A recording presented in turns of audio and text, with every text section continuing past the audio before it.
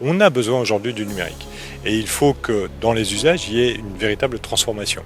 Donc ce que nous avons fait au niveau de la région Grand Est, nous avons effectivement bâti un réseau d'initiatives publiques qui permet aujourd'hui, surtout dans les territoires les plus isolés, bien d'avoir accès à l'information grâce au très haut débit. Un marché de 2,5 milliards et qui s'achève fin de cette année, début de l'année prochaine. Ça veut dire que pour commander son billet, mais aussi pour un artisan pour rester sur un territoire, eh bien c'est d'abord cette conquête-là que nous avons cherché à avoir, et ensuite, sur la base effectivement d'un aménagement numérique solide, de pouvoir bien avoir des stratégies de territoire qui se développent sur la formation, sur les mobilités en termes de déplacement, sur la santé. Ces trois exemples majeurs qui définissent là aussi la capacité d'être attractif. J'ai pris cet exemple parce qu'il est marquant, je vais vous en prendre deux. Le premier, c'est celui-ci, c'est effectivement un maire qui me dit « J'avais dans ma commune des Vosges 60 maisons à vendre, il y en a 50 qui se sont vendues. Il y a un effet Covid, c'est clair, mais s'il n'y avait pas eu le très haut débit dans ma commune, eh bien, j'aurais pas pu les vendre. Mais c'est autant de foyers qu'il faut accueillir, qu'il faut permettre bien de former.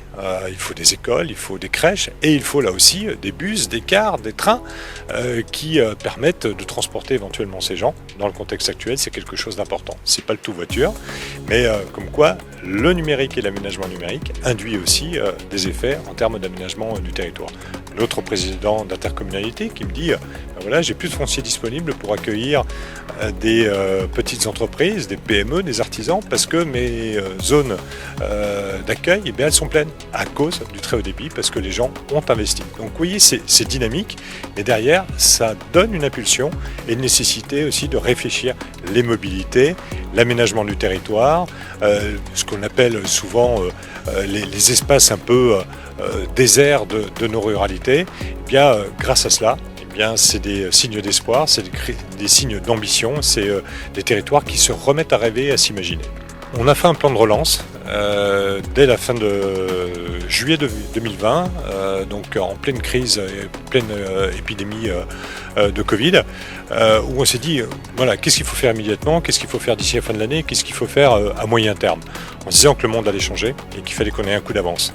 Et donc on a demandé à 800 acteurs qui spontanément pendant la période de confinement se sont proposés à distance, bien de réfléchir avec nous et d'éliminer les politiques publiques qui ne semblaient plus conformes à leurs attentes et à leurs espérances. Et donc on a pris 4 piliers, effectivement, le développement durable, le numérique, l'industrie et la santé, qui sont les 4 points qui sont pour nous essentiels et sur lesquels on fonde effectivement une dynamique entrepreneuriale, de relocalisation et donc derrière de mobilité.